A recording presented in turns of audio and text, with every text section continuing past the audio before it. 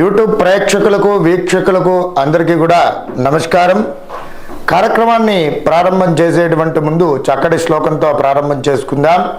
శ్రీ విద్యాం జగదాం ధాత్రిం స్వర్గస్థిలయేశ్వరీం నమామి లలితా నిత్యం మహాత్రిపుర సుందరీం చతుర్భుజే చంద్రకళావతాం చే కుచున్నతే కుంకుమారాగచూనాం పుండ్రక్షుభాషాం పుష్పవానాం మస్తే నమస్తే జగదేకమాతా జ్ఞానానందమయం దేవం నిర్మలాస్ఫటికాకృతిం ఆధారం సర్వవిద్యానాం హయగ్రీవముపాస్మయే. జై శ్రీమన్నారాయణ.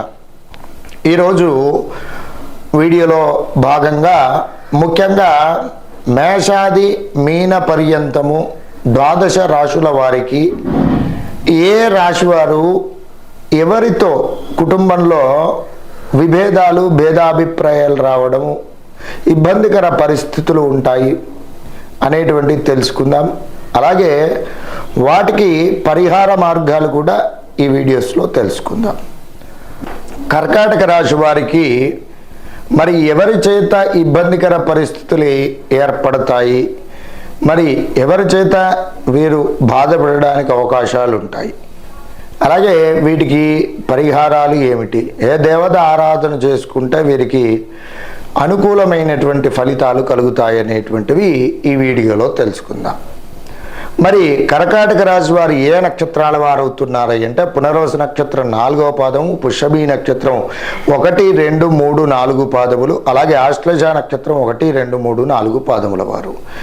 విశేషంగా వీరి యొక్క జాతక లక్షణాదులు గనక చూసుకున్నట్లయితే వీరి యొక్క మాట ఖచ్చితమైనటువంటి మాట ఉంటుంది.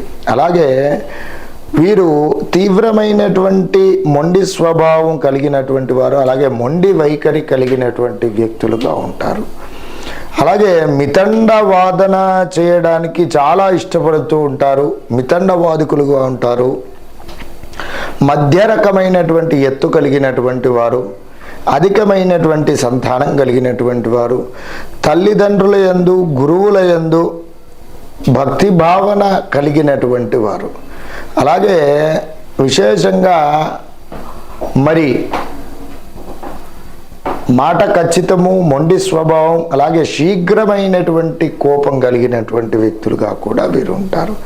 అయితే వీరు ఎంతగానైతే ప్రేమిస్తారో వీరికి ఒకసారి విద్వేషం కలిగినంటే భరించలేకుండా ఉంటుంది.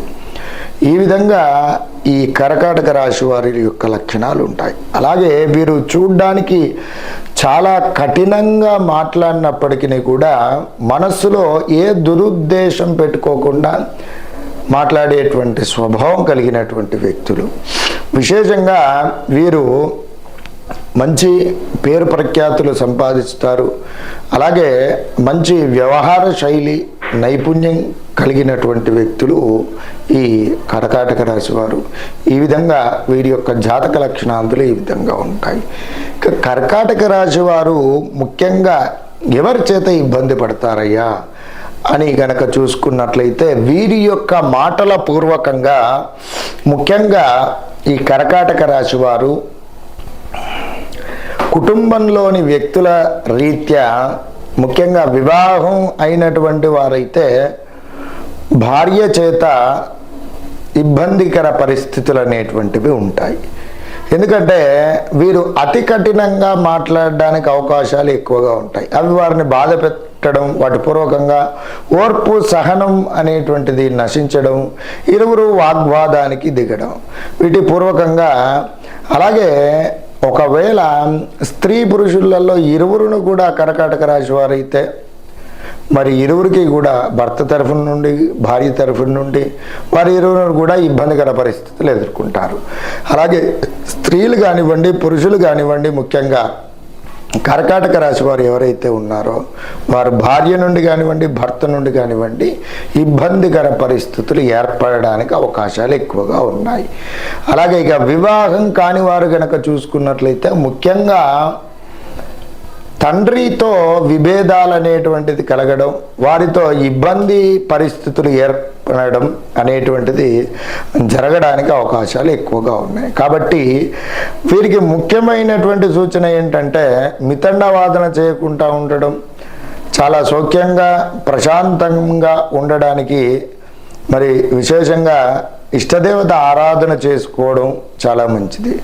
అలాగే కఠినమైనటువంటి మాటలను వదిలిపెట్టడము, తల్లిదండ్రులతో సోదరీ వర్గంతో ఇరువురును కూడా చాలా సౌఖ్యంగా ఉండడానికి ప్రయత్నాలు చేయండి. అలాగే వీరు కొన్ని మానసిక పరమైనటువంటి రుగ్మతలతో కూడా బాధపడడానికి అవకాశాలు ఎక్కువగా ఉంటాయి. అవి ఎక్కువగా ఇబ్బంది పెట్టడానికి ఉంటాయి. ఎవరైనా సరే వీరిని ఒక కఠినంగా మాట్లాడారంటే వారిపైన విద్వేషాన్ని పెంచుకోవడం, అలాగే మరి వాటి పూర్వకంగా మానసిక పరమైనటువంటి సమస్యలు ఎదుర్కొంటారు. కాబట్టి విషయాలలో జాగ్రత్తగా ఉండండి. అలాగే కర్కాటక రాశి వారు ప్రతి నిత్యము కూడా విశేషంగా గౌరీ అమ్మవారిని ఆరాధన చేయండి. ఇక వివాహమైనటువంటి వాళ్ళు ముఖ్యంగా అర్ధనారీశ్వర స్వామి వారి యొక్క చిత్రపటమును మందిరములో ఏర్పాటు చేసుకొని ఆవు నేతితో ఎర్ర ఒత్తితో 9 సోమవారములు కూడా విశేషంగా దీపారాధన చేయండి. అర్ధనారీశ్వర స్వామి వారికి ఎర్రని రంగు గల పూలు సమర్పించండి. విశేషంగా ఎర్రని రంగు గల పండ్లు సమర్పించండి. అలాగే సోమవారం రోజున బ్రాహ్మణోత్తముడికి తెలుపు రంగు గల వస్త్రంలో బియ్యము కానివ్వండి కేజింబావు, లేదంటే వడ్లు కేజింబావు కానివ్వండి, మరి చక్కెర కానివ్వండి కేజింబావు దానం చేయండి.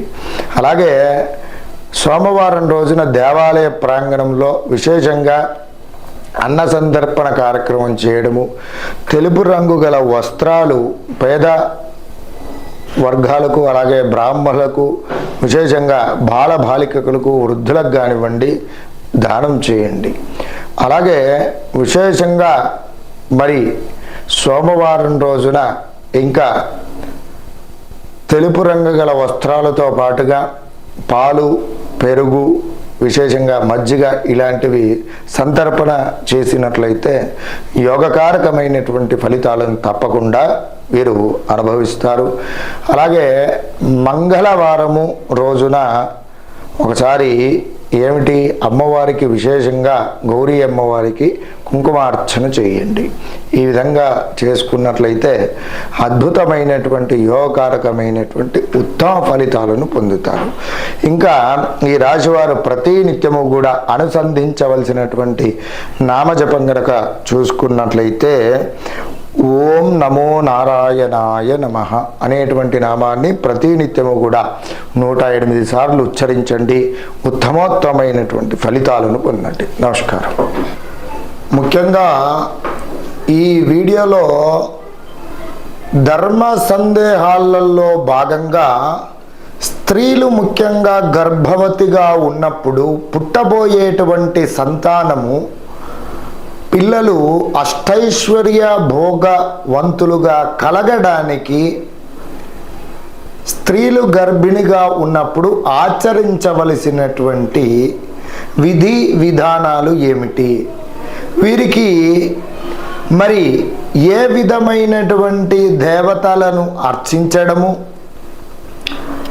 వారి యొక్క ధ్యానం ఏ దేవతా ధ్యానం చేసుకున్నట్లయితే చాలా అనుకూలంగా ఉంటుంది, విశేషంగా ఎవరెవరిని ఆరాధన చేసుకోవాలి, మరి విశేషంగా ఏ పురాణాలు గనక పఠించినట్లయితే మంచి భోగవంతులుగా భాగ్యవంతులుగా ఏది పిల్లలు ఉండడానికి ఆస్కారాలు ఉంటాయి, పుట్టబోయేటువంటి సంతానం మంచి చక్కటి అష్టైశ్వర్య భోగవంతులుగా కావడానికి గల విధి విధానాలు ఏమి ఆచరిస్తే వీరికి కలుగుతాయి అనేటువంటిది తెలుసుకుందాం. ముఖ్యంగా గర్భిణితో ఉన్నటువంటి స్త్రీలు విశేషంగా వెంకటేశ్వర స్వామి వారిని ఆరాధన చేసుకోండి. స్వామివారికి యొక్క ధ్యాన శ్లోకాన్ని నిత్యం స్మరణ చేయడము, లేదా ఓం నమో వెంకటేశాయ, ఓం నమో వెంకటేశాయ. ఆ కలియుగ ప్రత్యక్ష దైవమైనటువంటి ఆ వెంకటేశ్వర స్వామి వారి యొక్క నామజపాన్ని ప్రతి నిత్యము కూడా ఈ గర్భిణీ స్త్రీలు గనక అనుసంధించినట్లయితే, ధ్యానము చేసినట్లయితే చక్కగా ఆ స్వామివారు పుట్టబోయేటువంటి సంతానానికి మంచి అష్టైశ్వర్య భోగ భాగ్యాలుగా ఉండేటట్టుగా చక్కటి అనుగ్రహం అనేటువంటిది స్వామివారు కలగజేస్తారు. అలాగే స్వామివారికి విశేషంగా వెంకటేశ్వర స్వామివారిని ఆరాధన చేసుకోవడం, స్వామివారికి విశేషంగా తులసి దళ మాలలు సమర్పించడం, లేదా తగుపూర్వకంగా దేవాలయంలో మరి సహస్ర దళ తులసి దళార్చన చేపించడం పూర్వకంగా మరి చక్కటి సత్సంతాన ప్రాప్తితో పాటుగా మంచి అష్టైశ్వర్య భోగ భాగ్యవంతులుగా పిల్లలకు మంచి అనుగ్రహం లభిస్తుంది. అలాగే ఇంకా స్త్రీలు సంతాన వేణుగోపాల స్వామి లేదా ఏమిటి గర్భిణితో ఉన్నప్పుడు వేణుగోపాల స్వామి వారిని కూడా విశేషంగా ఆరాధన చేసుకోవడం చక్కటి సత్ఫలితాలను ఇస్తుంది. స్వామివారి యొక్క వేణుగోపాల అష్టకాన్ని లేదంటే కృష్ణాష్టకాన్ని కానివ్వండి ప్రతినిత్యము పఠించడము, స్వామివారి యొక్క జపాన్ని చేసుకోవడము, లేదైనా స్వామివారి యొక్క నామాన్ని స్మరించడం పూర్వకంగా కూడా మంచి చక్కటి భోగవంతులైనటువంటి భాగ్యవంతులుగా ఉండేటువంటి సంతానం మనకు లభిస్తుంది. అలాగే ఇక ముఖ్యంగా మహాలక్ష్మి అమ్మవారిని కూడా సేవించడం చక్కటి సత్ఫలితాలను ఇస్తుంది. మహాలక్ష్మి అమ్మవారి యొక్క ఏమిటి శ్రీ సూక్త పారాయణం చేసుకోవడం కానివ్వండి, అలాగే లక్ష్మీ అమ్మవారి యొక్క నామ జపాన్ని ఉచ్చరించడం కానివ్వండి, అలాగే దాంతో పాటుగా ఏమిటి ముఖ్యంగా సంతాన లక్ష్మీ అమ్మవారిని కూడా విశేషంగా ఆరాధన చేసుకోండి. మరి ఆ సమస్తమైనటువంటి అఖండమైనటువంటి అష్టైశ్వర్యములను కూడా మహాలక్ష్మి అమ్మవారు విశేషంగా పుట్టబోయేటువంటి సంతానానికి తప్పకుండా సంప్రాప్తించడానికి అనుగ్రహిస్తూ ఉంటుంది. అలాగే ఇంకా విశేషంగా ఈ గర్భిణితో ఉన్నప్పుడు స్త్రీలు ముఖ్యంగా శ్రీ సూక్త పారాయణము, అలాగే కనకదార స్తోత్రము అనేటువంటిది వినడం కానివ్వండి, లేదైనా చదవడం పూర్వకంగా కానివ్వండి, లేదా మనసులో మననం చేసుకోవడం పూర్వకంగా కానివ్వండి చక్కటి సంతానం అనేటువంటిది లభించడమే కాకుండా వారికి మంచి పుట్టినటువంటి సంతానానికి అష్టైశ్వర్య భోగవంతులుగా ఉండేటట్టు అమ్మవారు అనుగ్రహిస్తూ ఉంటుంది. వారితో పాటుగా మరి విశేషంగా సుబ్రహ్మణ్యేశ్వర స్వామి వారి యొక్క ఆరాధన చేసుకోవడం, స్వామివారి యొక్క నామజపాన్ని చేసుకోవడం కూడా అత్యుత్తమమైనటువంటి ఫలితాలను ఇస్తుంది. వాటితో పాటుగా వీరు విశేషంగా ఏమిటి గర్భిణితో ఉన్నప్పుడు చక్కటి నిర్మలమైనటువంటి మనస్సుతో ఉంటూ మనస్సు ప్రశాంతంగా ఉంచుకొని భగవంతుని యొక్క ధ్యానం చేసుకోవాలి. అలాగే ఇష్టదైవ యొక్క ప్రార్థన చేసుకోవడం, ఇష్టదేవతని యొక్క నామాన్ని జపించడము చక్కటి సత్ఫలితాలను ఇస్తుంది. అలాగే విశేషంగా ఆ సమయంలో మంచి అఖండమైనటువంటి దానాలు చేయడం పూర్వకంగా, జపము చేసుకోవడం పూర్వకంగా, ధ్యానం చేసుకోవడం పూర్వకంగా పేదలకు కానివ్వండి, వృద్ధులకు కానివ్వండి, ఆచార్యులకు కానివ్వండి, విద్య నేర్పినటువంటి గురువులకు కానివ్వండి విశేషమైనటువంటి దానాలు ఇవ్వడం పూర్వకంగా వారు ఎవరైతే బాధపడుతున్నారో క్షుద్బాధతో కానివ్వండి, కొన్ని ధనపరమైనటువంటి ఆర్థికపరమైనటువంటి విషయాలలో కానివ్వండి తగినటువంటి సహాయ సహకారాలు మీరు చేసి చూడండి. తప్పకుండా మీ పిల్లలు పుట్టబోయేటువంటి సంతానం అష్టైశ్వర్య భోగవంతులుగా మరి ఉండడానికి ఆస్కారం ఎక్కువ ఉంటుంది.